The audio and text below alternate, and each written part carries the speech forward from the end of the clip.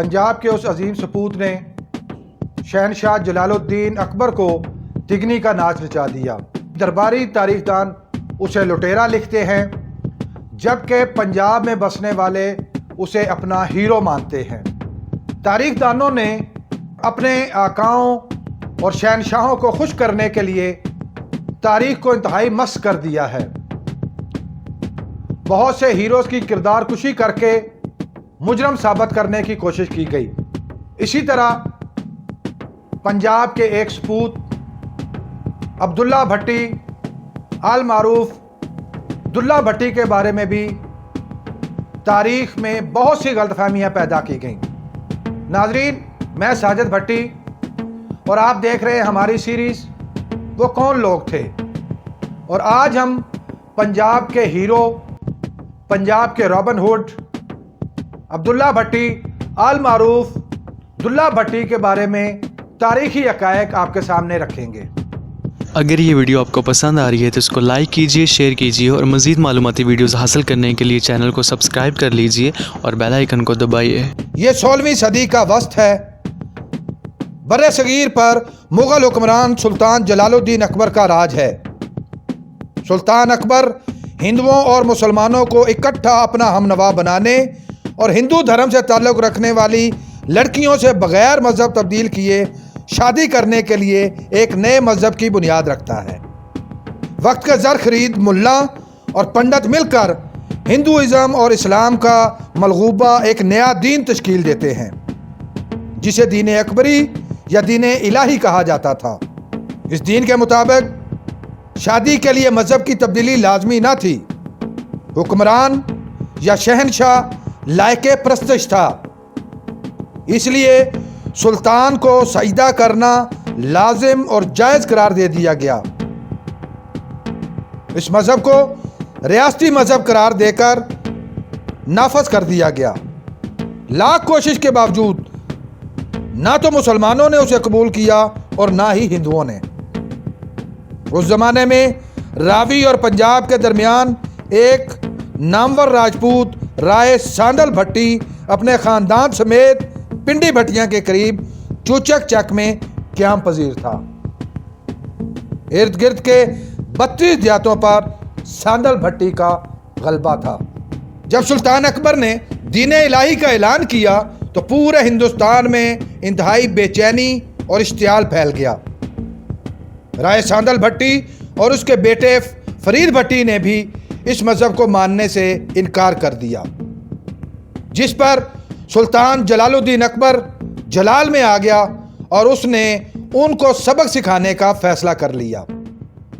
राय सांदल भट्टी ने अपने बेटे राय फरीद भट्टी की शादी चिन्योट के सरदार रहमत खान की बेटी लद्दी बीबी से कर दी। कुछ अर्सा बाद शहनशाह अकबर ने राय सांदल भट्टी के इलाके पर हमला करवा दिया। उनके घरों को मसमार और तमाम इलाके को मलबे के ढेर में तब्दील कर दिया गया। इस मौका पर किला फरीद यानी किला चाह को तबाह कर दिया गया और दोनों बाप बेटे को गिरफ्तार करके लाहौर ले जाया गया। उस वक्त मुगलिया सल्तनत का दारुल खुलाफा दिल्ली था। दोनों बाप बेटों को इंतकाम का निशाना बनाते हुए लाहौर में सरेआम फांसी दे दी जाती है और उनकी लाशों में भूसा भरकर कई दिन तक सरेआम लटकाए रखा जाता है। राय फरीद भट्टी की फांसी के 2 माह बाद लद्दी बीबी के यहाँ एक बेटा पैदा हुआ, जिसका नाम अब्दुल्ला रखा गया। लद्दी बीबी ने तलवार पानी में भिगोकर उसके पानी से बेटे को गुड़ती दी। यह बच्चा बड़ा होकर दुल्ला भट्टी के नाम से दुनिया में मशहूर हुआ। दुल्ला भट्टी को पंजाब का रॉबिन हुड भी कहा जाता है। जब दुल्ला भट्टी जवान हुआ तो इलाके के नौजवानों में इंतहाई मकबूल हो गया। एक दिन दुल्ला भट्टी की मां ने अपने बेटे को उसके वालिद और दादा के कत्ल की तमाम रुदात सुना दी। जुल्म की यह दास्तान सुनने के बाद दुल्ला भट्टी के अंदर इंतकाम की आग भड़क उठी और उसने सुल्तान जलालुद्दीन अकबर के खिलाफ बगावत कर दी। दुल्ला भट्टी के दादा के नाम पर दरियाए रावी اور چناب کے درمیانی علاقے کو ساندل بار کہا جاتا ہے۔ دلہ بھٹی کی حکومت پنڈی بھٹیاں سے لے کر دریا خان یعنی دریائے سندھ کے کنارے تک پھیلی ہوئی تھی۔ اسی نسبت سے اس علاقے کو دلے دی بار بھی کہا جاتا ہے۔ پنڈی بھٹیاں کے علاقے میں مقیم ایک برہمن کی 2 جوان سال خوبصورت بیٹیاں تھیں جن کے نام سندری اور مندری تھے۔ پنڈی بھٹیاں کا حاکم ان پر بے ایمان ہو جاتا ہے اور وہ ان کی کسی جگہ بھی شادی نہیں ہونے دیتا۔ وہ دباؤ ڈالتا ہے کہ لڑکیاں اس کے حوالے کر دی جائیں۔ برہمن رائے دلہ بھٹی کے پاس جاتا ہے اور تمام صورتحال اسے بتا دیتا ہے۔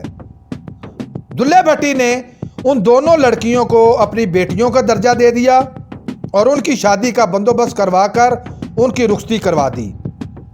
اس کے بعد دلہ بھٹی کے اندر غریبوں کا درد جاگ اٹھتا ہے اور دلہ بھٹی نے ریاست کے طاقتور اور امیر لوگوں کو لوٹ کر مال غریبوں میں بانٹنا شروع کر دیا، جس سے دنوں میں ہی وہ علاقے کی ہر دل عزیز شخصیت بن گیا۔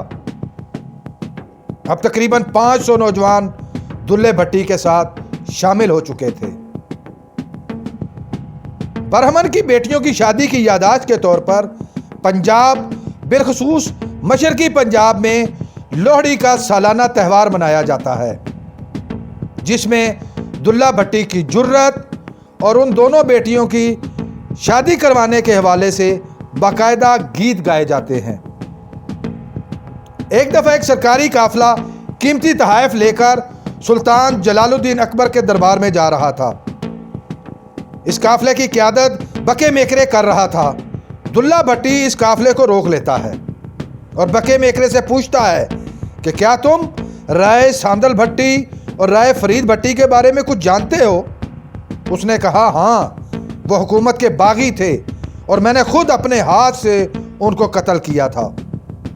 یہ سننے کے بعد دلہ بھٹی اسے قتل کر کے اس کا سر اس کے ساتھی مہتا کھچری کو دے کر اسے کہتا ہے کہ یہ جا کر سلطان کو دے دینا اور اسے بتا دینا کہ فرید بھٹی کا بیٹا انتقام کے لیے میدان میں آ چکا ہے اور تمہارے دین الہی کو نہیں مانتا۔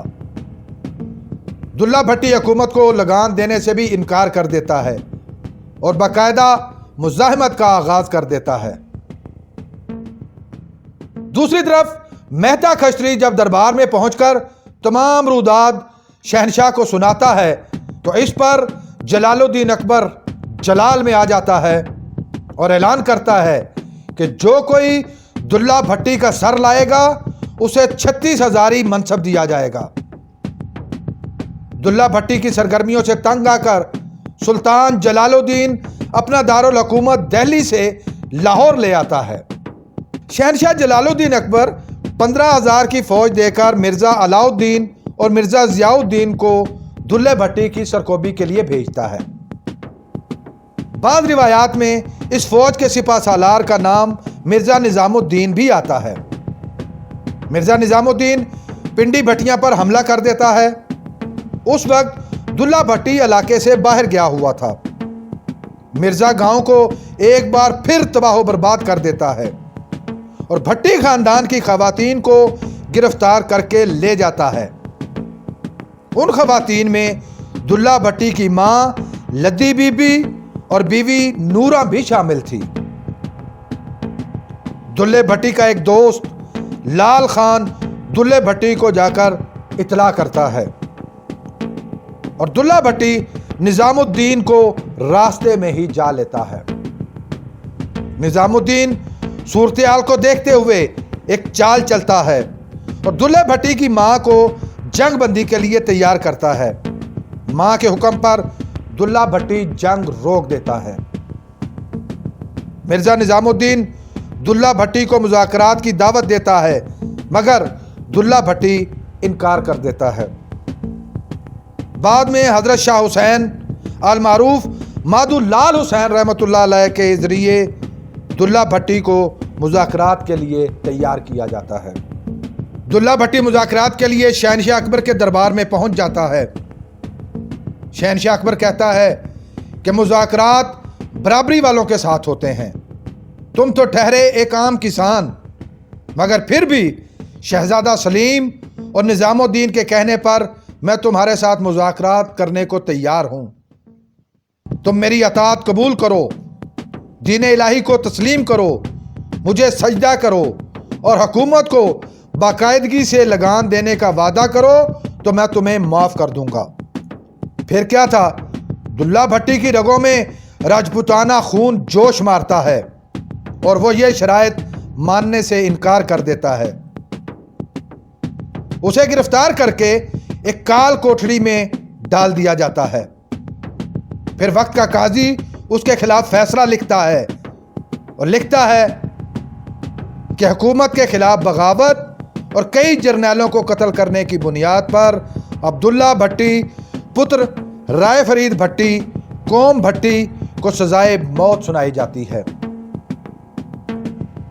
26 मार्च सन 1599 को लाहौर दिल्ली दरवाजे के बाहर दुल्ला भट्टी को सरेआम फांसी दे दी जाती है।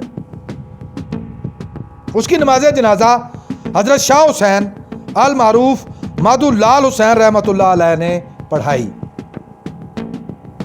उनका मज़ार शालीमार बाग लाहौर के करीब वाक़या है, जबकि दुल्ला भट्टी का मज़ार लाहौर के मशहूर मियानी साहब कब्रिस्तान में मौजूद है।